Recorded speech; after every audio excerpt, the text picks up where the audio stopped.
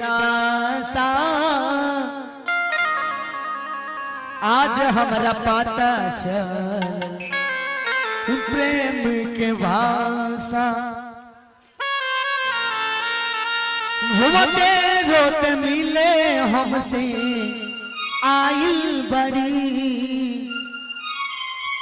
कहना है श्रीमान ऑर्केस्ट्रा के माध्यम से जिनका मिलने का स्थानीय पता है गांधी चौक ताजपुर समस्तीपुर, जिनकी ऑर्गेनाइजर मिस्टर गणेश जी।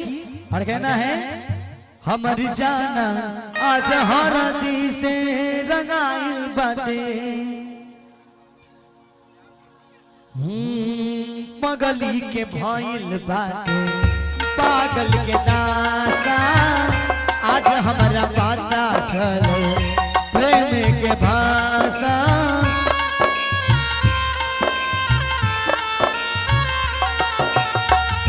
पगली के भइल बाटे पागल के दासा आज हमारा पता चल प्रेम के भाषा।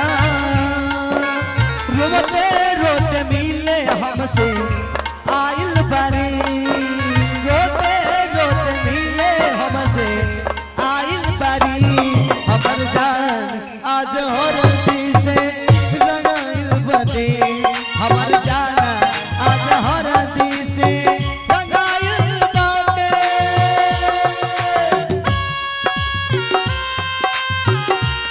एक कहने जा ठीक है कहिए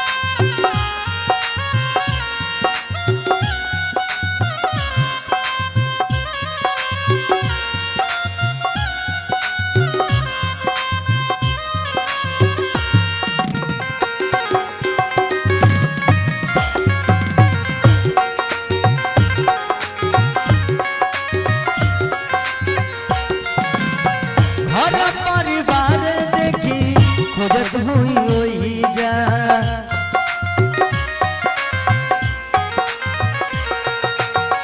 छठिया पर मुरी रोकेले हतवा में मेहरी में कावे